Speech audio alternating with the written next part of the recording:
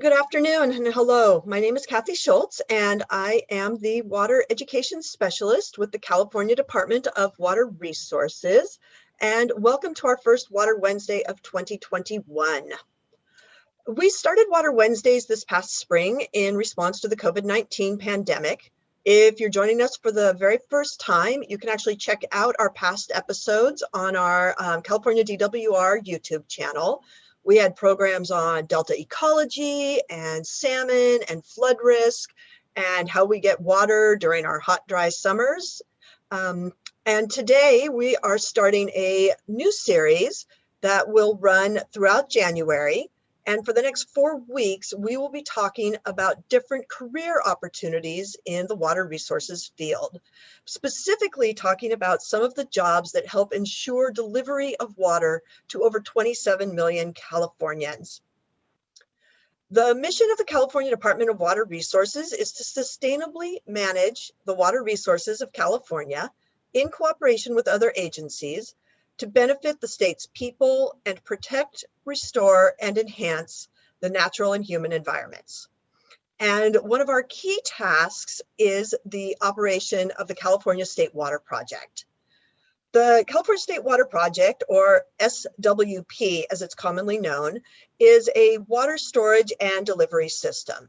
And as I mentioned earlier, it provides water to over 27 million Californians throughout the state, as well as helping to irrigate about 750,000 acres of farmland.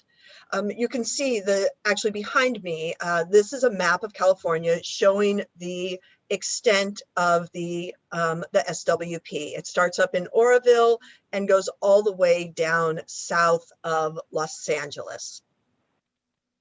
Construction on the SWP began in the 1960s, and today the system of reservoirs, aqueducts, power plants, and pumping plants covers over 700 miles of California, not just north to south, but you can see it also goes into the North Bay area, the South Bay, as well as out to the Central Coast.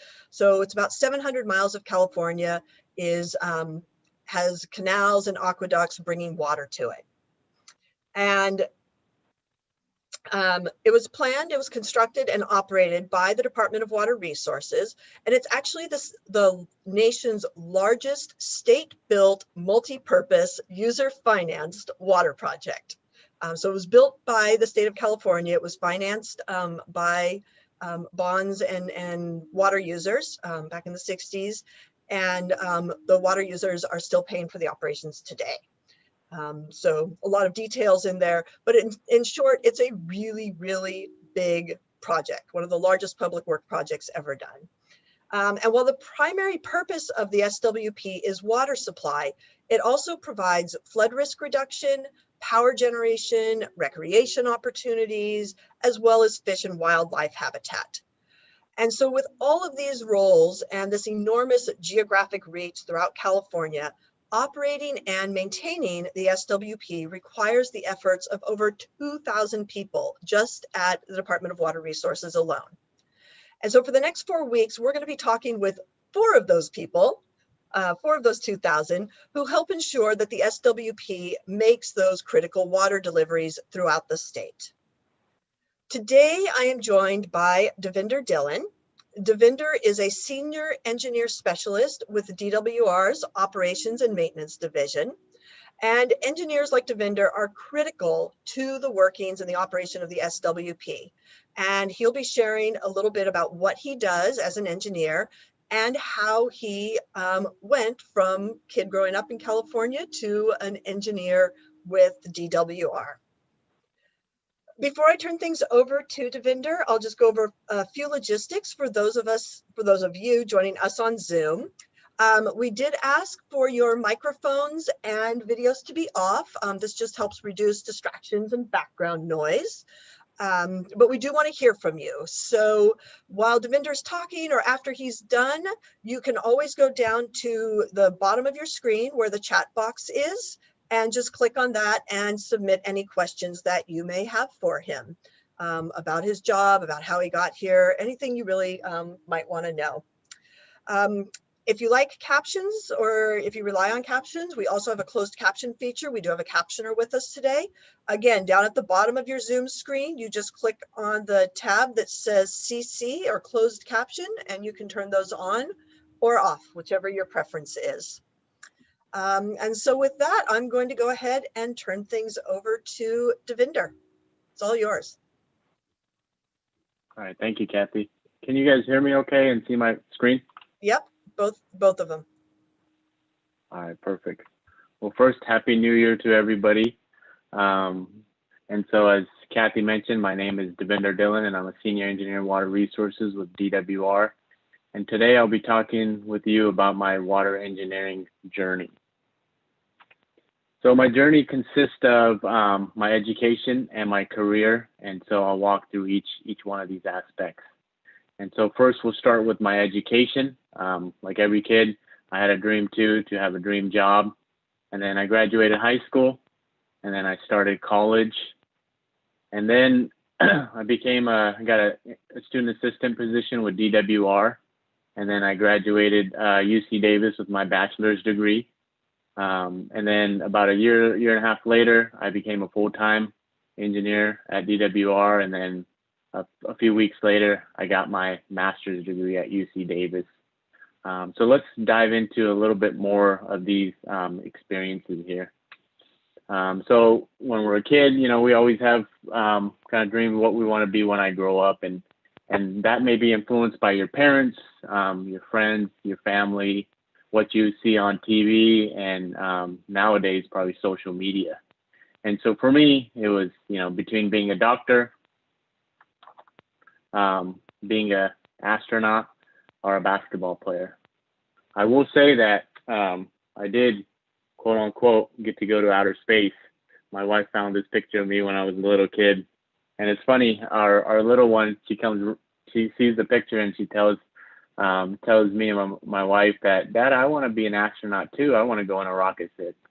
So when you're a kid, you see something and your mind changes. And so for me, it was these three.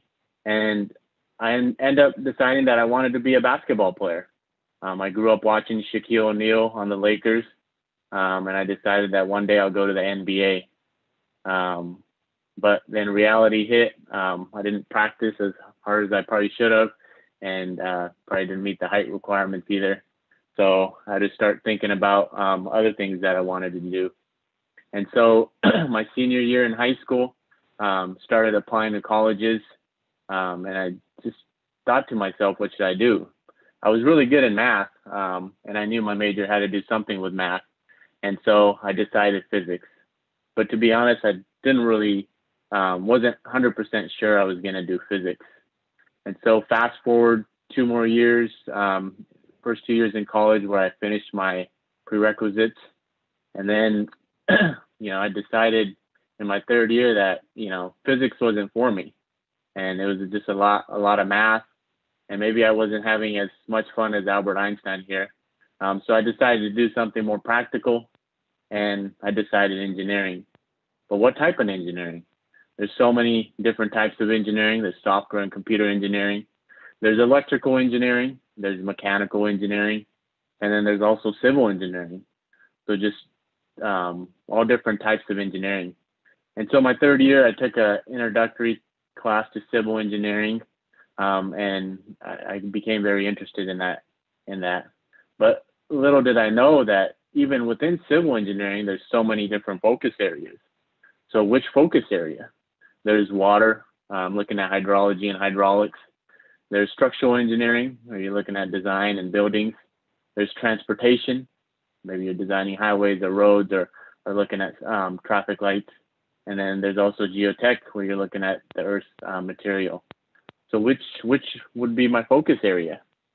So my last year for my bachelor's degree, one of my friends who was working at DWR at that time and is currently working at DWR, he recommended that I apply as a student assistant to DWR. And then I applied, and luckily I got a student assistant position. I really enjoyed the work I did, and everybody was so friendly. But I still wasn't 100% sure that I wanted to do water with DWR.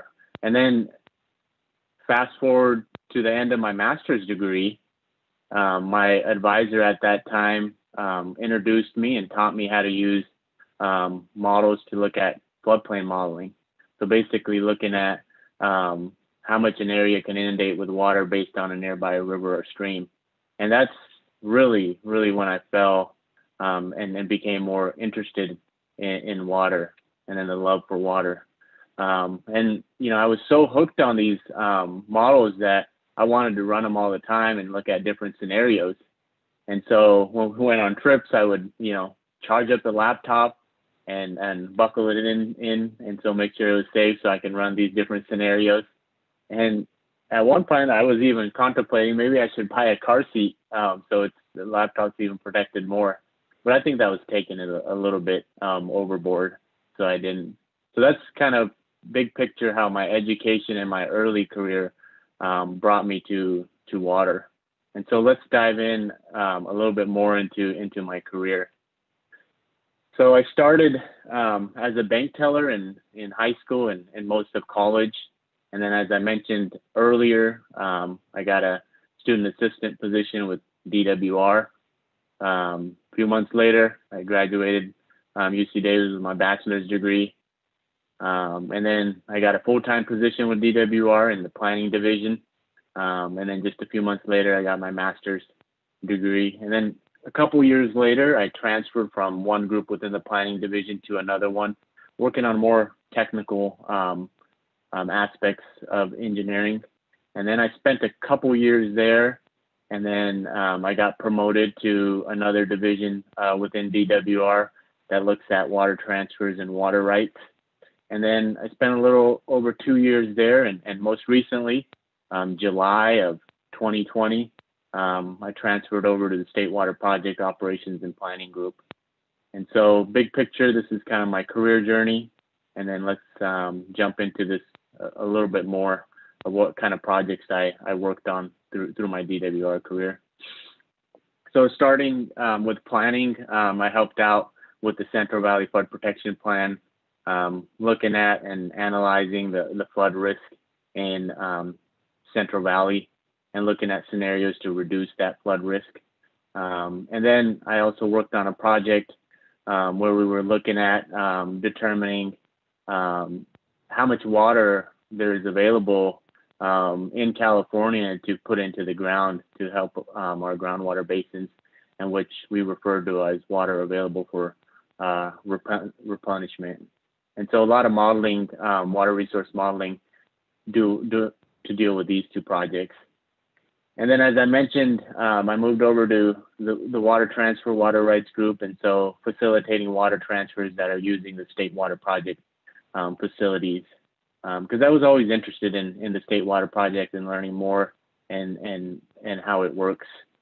And so spent a couple years there, and I've been lucky.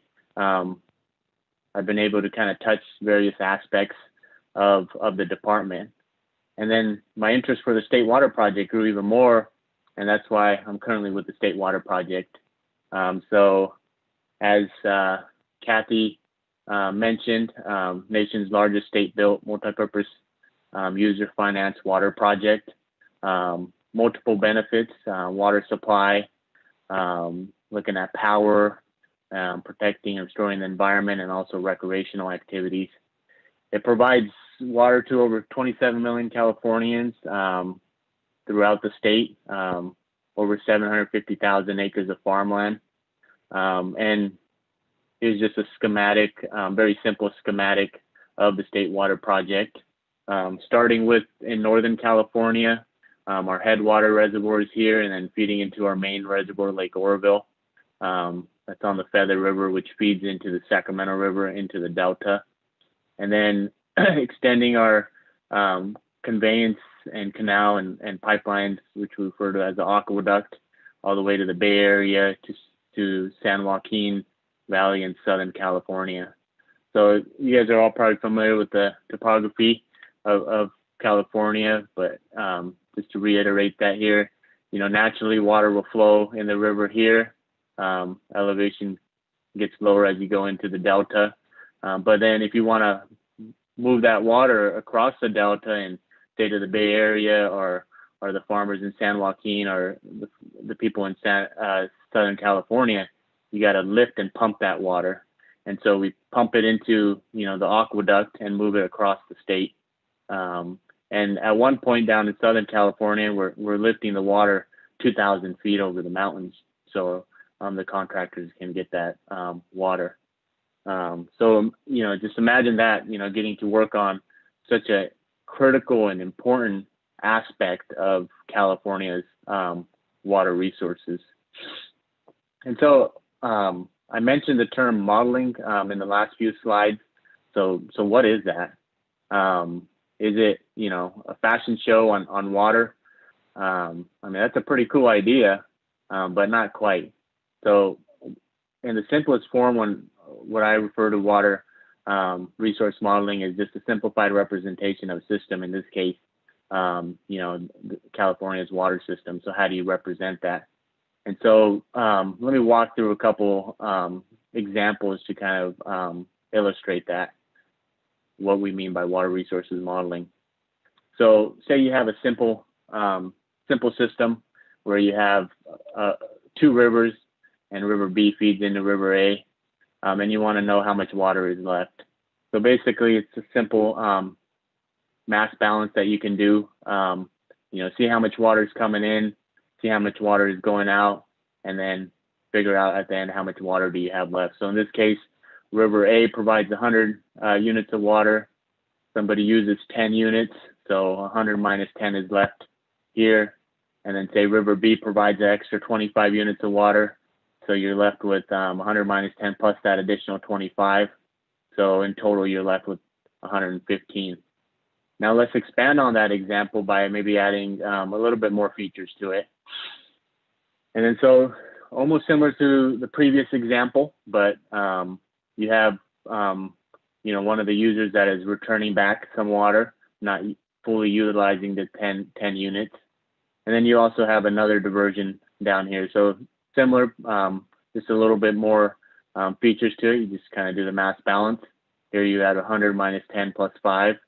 And then since you're adding 25 with river B, and then there's an extra diversion or use here, you just subtract that from and add that to this number here. So you have 100 minus 10 plus 5 that's being returned here, plus the 25 from river B, and then minus the 20 from this diversion.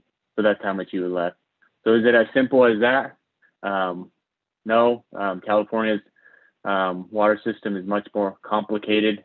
And so this is just a screenshot of that complication. And this is just one particular location. Imagine doing all that math in your head for all these features.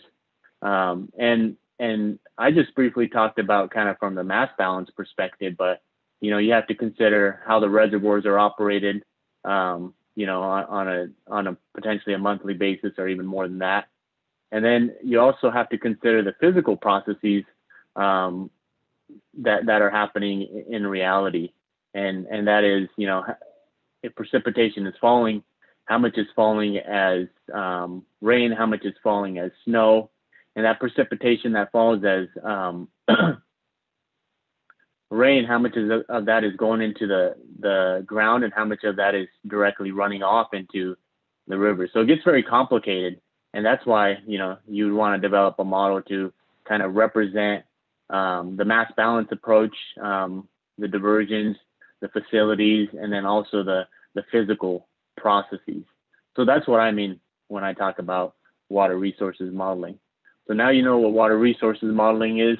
So what's a day like in my shoes? So currently, I do a lot of water resources modeling in regards to the state water project. And sometimes I'm running the models myself and analyzing different scenarios, potential changes to the state water project, or maybe there's other proposed projects that are going to be coordinating with the state water project. And then other times I'm just analyzing the results that come from a model that is run by another team member. And then occasionally I'll take that, technical analyses and create nice presentations out of that. And this is one of my favorite things to do is taking sometimes complex, very technical analyses and simplifying it for the audience. And then those presentations may be used to work with the stakeholders and the public, collaborate and work with the stakeholders and the public to manage the state water project and the California's water resources. So that's a day in my shoes. So before I pass it back to end this presentation, I just want to leave you with an acronym that you can use for your career path, so DWR. So discover your drive, find out what you enjoy, find out what you like. That's the D. The W, work hard and work fun. It's always good to work hard, but also have fun. It's always good to add a sense of humor on the projects you're working, even if they're very technical. And I do agree it's going to be sometimes a roller coaster, up and downs, but stay focused, stay determined, and everything will come to course. And then the R, research, reach out. So research what you enjoy, research what you like, reach out to colleagues or even folks that are in the industry that you're interested in, and talk with them. And then in turn, all this will provide you yourself you'll be rewarded with a career that's not only successful, but also something that you enjoy doing day in and day out. Because ultimately, you should be asking yourself the question, do I have one of the best jobs in the world? And if you ask me that question, I mean, yes, I do. I get to work on the state water project, providing water to 27 million Californians, 750,000 acres of farmland, and also protecting and restoring the natural and human environment. So I get to do what I like and enjoy, and it doesn't get better than that. So with that, Kathy, I'll pass it back to you. Thank you. Thank you, Devinder. That was really, really interesting. I've got a whole bunch of questions in the chat box. I don't think we're going to be able to get to all of them, but I'll just get to as many as I can. One question, so you're a civil engineer and you went over some of the different types of engineering. Are there other types of engineering positions available at DWR? Yeah, there is. So I'm in civil engineering, so kind of follow the water resources track. I believe there's also mechanical engineering positions in DWR. I think there's quite a few with the state water project. And then there's also electrical engineering, and then the obvious, the computer engineering, our IT department. All right, great. So you mentioned one of the things that you like best about your job is getting to go out and talk to people and sort of break down this complex topic. What would you say you like least about your job? Least, I would say maybe sometimes if I'm looking for an answer, and I can't find that answer. So sometimes that might kind of bug me a little bit, but again, if you keep digging, researching and reaching out, I think you'll end up finding that answer. But sometimes it can get a little bit frustrating, but just keep going. So some good frustration tolerance and being willing to push through the hard moments is important. Oh yeah, definitely. And I think those that do modeling, I think patience. You got to have a lot of patience, because sometimes even a simple question could take a long time. So you got to be patient with these models. So I've learned that over time. Yeah, I loved watching the models and how you kind of broke them down from very simple to what it really is like. Because you mentioned your daughter. I have a kid as well, and he likes to do all of the math in his head. And I keep telling him, at some point it's going to get too complicated. You're not going to be able to keep doing it in your head. And so it was neat to see the, kind of going from those multi-step math equations to here it is, here's everything. And it's not going to be that simple all the time. For students who are in school right now, middle school students or high school students who are interested in a career path in engineering, what are some things that they could do right now to help get themselves on that track? Yeah, that's a good question. And so I would say, just research and reach out. Mhm. Again, and that was the point of this slide here. You got to really figure out what you like, and sometimes it might take a while. You might not know early on when you're graduating high school or even in college. And I provided my experience, and you could see that, it took me 3, 4, even potentially 5 years into my master's degree that I figured out what I wanted to do. So really research and reach out. I think if I had additional resources or was able to reach out to folks when I was in, say, early in college, that would be probably the most beneficial. So definitely reach out. Mhm. It might just be an email or a call to somebody that works in the field that you're interested in, and you can talk to them, and potentially that person will give you some, a tour of what they do, and then you can find out if that really interests you. Okay. If you could go back and talk to yourself when you were 16, would you recommend that you do anything differently to get you to this career path, aside from reaching out and talking to people, or are you pretty happy with the path you took? I mean, I'm pretty happy with the path that I took. Philosophy in life is, everything happens for a reason. But if I can, give advice to other folks, it's definitely reach out as early as you can and Mhm. research as early as you can. So the quicker you do that, I think the sooner you'll find out what you really enjoy and what you like, and then you can focus on that. So I'm very satisfied with where I am, but advice to other folks is just do it sooner. Got it. How much of the knowledge that you use in your current job is something you learned in school versus what you've learned since working for DWR? Yeah, so in school, and I went to UC Davis, which is more kind of a theoretical school. Mhm. We focused a lot on the fundamental equations, with hydrologies and hydraulics when I got into water. Mhm. And so a lot of these tools, use those fundamentals and to kind of build that tool. And so there's folks in DWR that actually work on, developing those models. Mhm. I'm just a user, so I don't work on, looking at the equations, the coding and all that. But there's folks in DWR that do look at that and do, use those fundamental equations we learned in college to kind of lay out their model and their thinking. Okay. Right.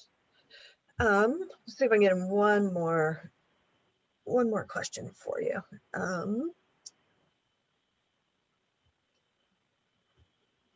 I have one for you. So you mentioned that you had wanted to be an astronaut when you were growing up.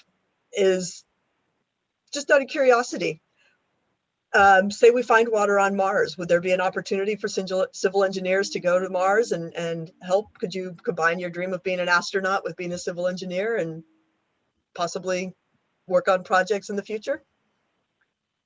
Yeah, I mean, if that case comes up, I think sign me up, and then I'm sure my wife and my daughter would probably want to go with me too.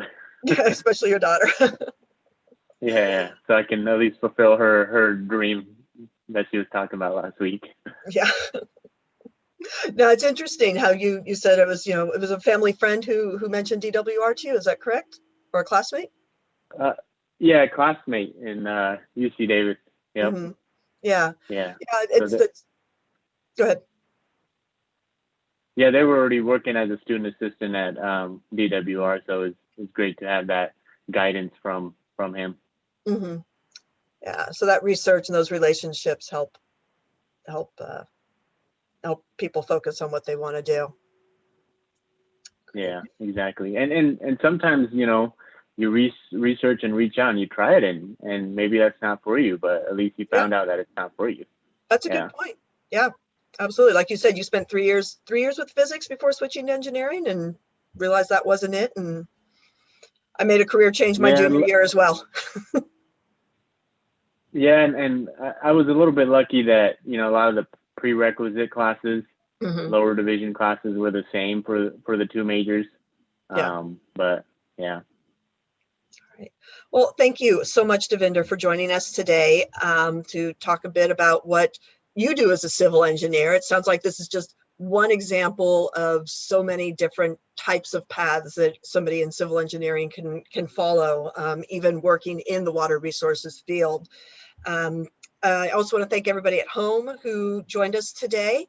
We will be back next Wednesday at 1 o'clock, and we'll be speaking with Lisa Macedo, who is currently an apprentice with DWR, and she is learning how to be a hydroelectric power plant operator. So another key job in helping operate and maintain the state water project, but a very different path than what Devinder has done. In the meantime, if you're interested in learning more about DWR, you can always visit our website, water.ca.gov. We have educational materials available for K-12 students that you can access through our water.ca.gov/education page.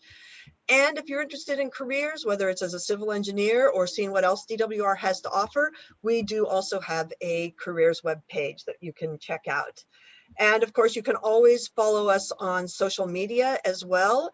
We are on Facebook, we're on Instagram, we're on Twitter. And if you are looking for those career opportunities, we are also on LinkedIn. So check us out there. Thank you again, everybody, for joining us today. And we hope to see you here next week. Take care.